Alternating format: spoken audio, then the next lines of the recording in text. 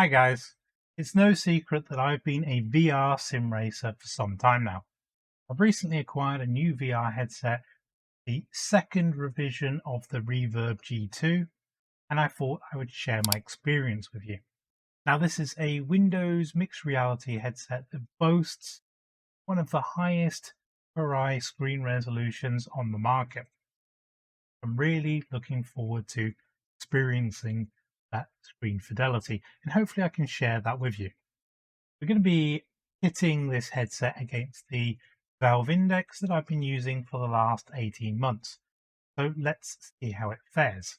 Before we get started, let's have a look at how the Index is faring after the 18 months I've been using it. I haven't been looking after it as well as perhaps I should.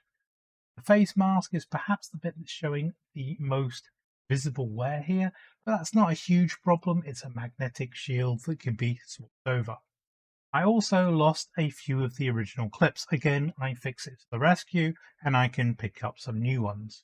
One thing that is harder to replace be the lenses, and these do have some light marking on them from the various wear that this device has got. Not visible when I'm using the headset, but I can see it on the camera when I'm tilting the lenses against the light source.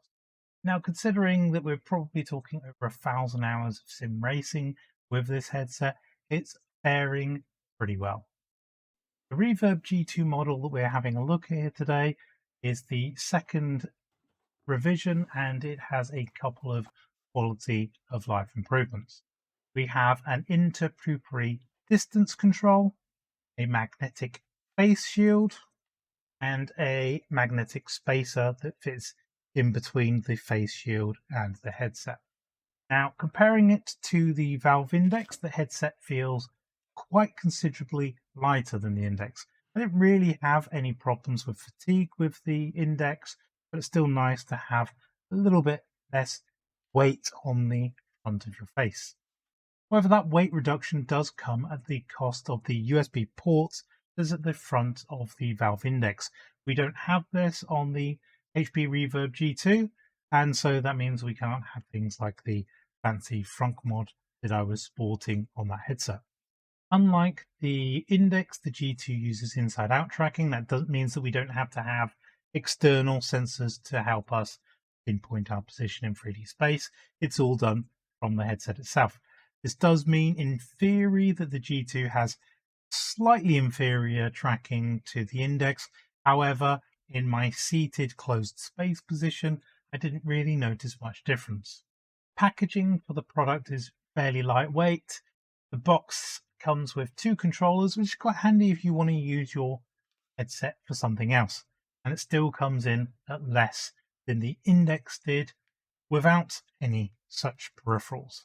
So should I want to use this headset to go and play some Beat Saber, I can now do so.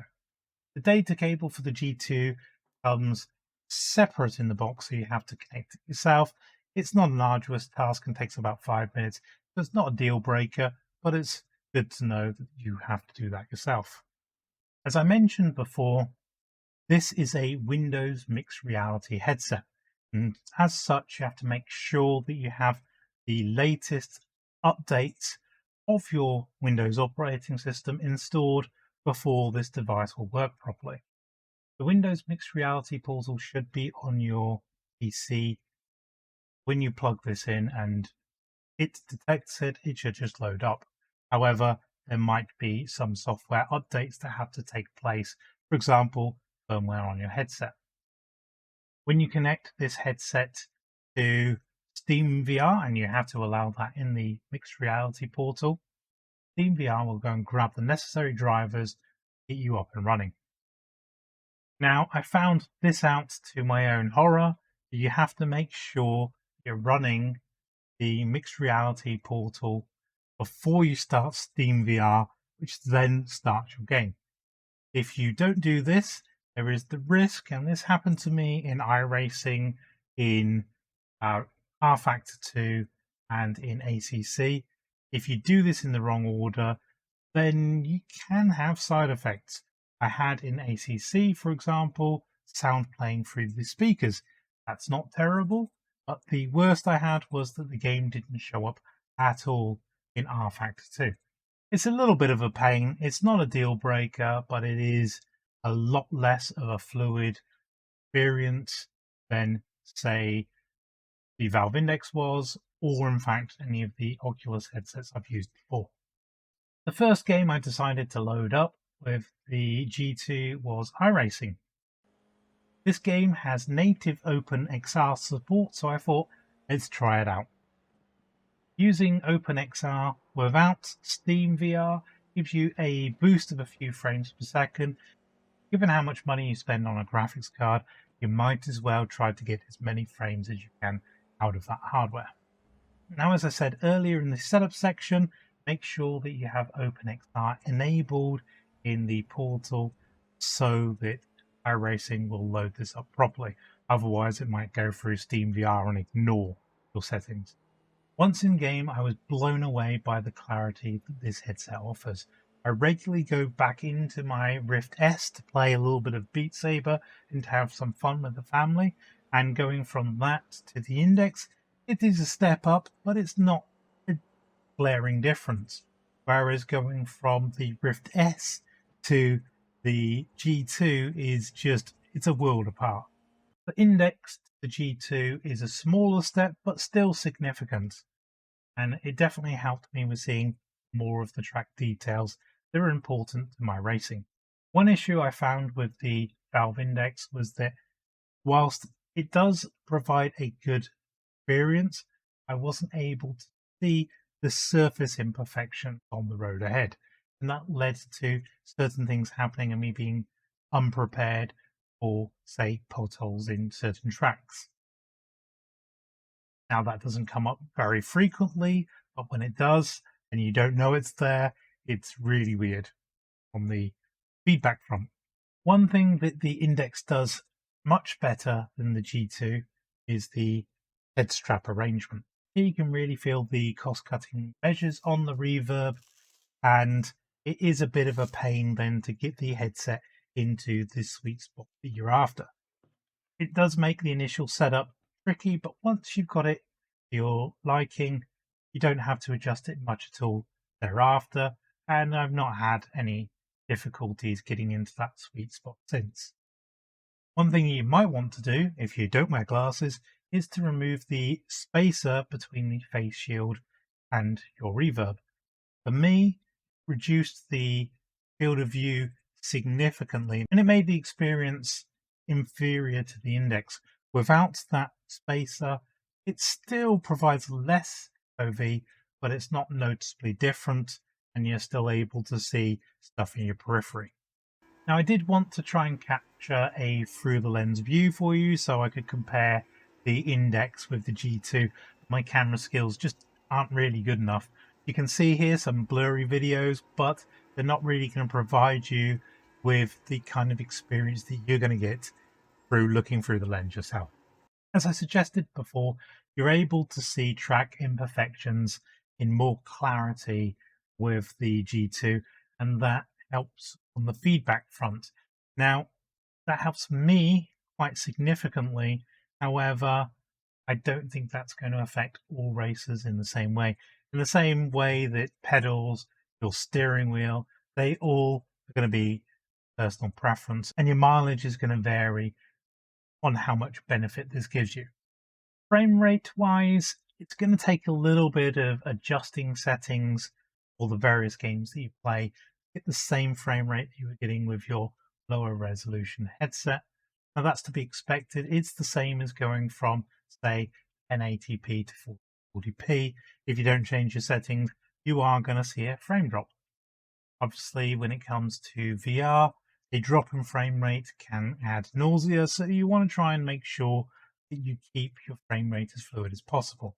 In the settings that I've used for ACC, I've struggled a little bit with frame rate, I'm not going to lie, and I will have to play around with those to get it back to my liking. However, in rFactor and in iRacing, I'm running with a nice fluid frame rate. In the short time that I've had playing sims since getting this headset, I can say that the details that you see in the cars now, in the scenery, on the track, it just brings that new level of immersion in VR for me. And I'm able to look at license plates on a vehicle and see the kind of detail in the liveries that I wasn't able to do so with the index. In fact, in ACC, it was either a pixelated or a blurry mess. When picking up this headset, I had my eyes open. I knew what to expect from Windows Mixed Reality. I had heard both sides of the table. I had weighed up my options, but I really wanted to try this headset due to the graphical fidelity that it provides. Certainly, Windows Mixed Reality is not the polished experience that we've come to expect from, say, Oculus Meta or Steam VR. It does the job, but it is clunky and it does have some issues. Possibly the worst of the issues that I've faced with Windows Mixed Reality are around the order that you have to start things up. If the portal is not open when you start some games, then the headset doesn't start up at all. That is pretty bad. If you, however, get the order of execution right, then you're good to go and you never face that problem again. But it is clunky and it needs to be said. I also found that whilst OpenXR is giving me additional frame rate and where it's in iRacing, it's flawless, but in other games where it is not natively supported, adding it in can bring with it other issues. For example, in R Factor, I was getting lots of out of memory problems until I switched back to Steam VR. Now, it's pretty alarming when a previously 100% stable system starts crashing and it's just because you switched VR headsets. But this is the experience that I've had. I had R Factor crashing on many occasions because of OpenXR, and swapping that out, that stopped being an issue. However, I've also experienced other quirks with Windows Mixed Reality. If you want an out-of-the-box plug-and-play experience, then maybe Windows Mixed Reality is not the headset for you. The Reverb G2 is a mid-range headset. It comes in below the index, which, quite frankly, I think now is overpriced, and slightly over some of the Meta offerings out there. But I think it's in a pretty decent price bracket given the quality of this unit. On paper, the Index's tracking system is far superior, and maybe that is in a world where you're actually using more than just head movement. Windows Mixed Reality is not a plug-and-play seamless experience. You are going to have to play with some settings in order to get it to work properly. So if you're looking for something that you can just plug in and drive, then this isn't the environment for you, at least not with the current state of affairs. For me, the key selling point for the Reverb G2 was the visual fidelity. I was looking for a headset that gave me that immersion that I wasn't quite getting from the Index or, in fact, the Rift S. And this does do that. It gives you the kind of fidelity from your sims that enables you to see the kind of minute details you expect to see when you're racing in close quarters against other vehicles. With the spacer removed, you get a good level of field of view. With it in place, it's not fantastic. It's probably on par with what I was getting from the Rift S and far below what you expect as a Index user. With the spacer removed, it's much closer to what I was getting with the Index. And so now is a much better experience when I'm racing. I haven't spent much time talking about the G2's audio, and that's because it's fundamentally the same as the Valve Index, and that has phenomenal audio. Probably the best I've experienced in VR. So by proxy, pretty much saying the same about the G2 here. Now you might be asking yourself, is this the headset for you? If you don't mind tinkering, then maybe consider this headset. If, however, you're someone that's looking for that plug and play experience and you just want to get racing, then maybe steer clear. Now, that's not the fault really of this headset. That's more Windows reality. However, got to be honest, if you want something that's just straight in and go, then you're going to have to avoid this. Now, from this channel, I think it's pretty clear that I'm a bit of a tinkerer. Most of this rig is homemade to some degree, and as such, I have no problem with having to get Windows Mixed Reality working for me. So, personally, I will now be using the G2 instead of the Index. As I said earlier, I've still got a little bit of tinkering to do on the frame rate front, and I will be sharing that with you guys in the near future. But for now, I hope you've enjoyed this video, and if you have, please give it a thumbs up. If you want to see more of this thing and you want to support the channel, don't forget to subscribe. And until next time, guys, goodbye for now.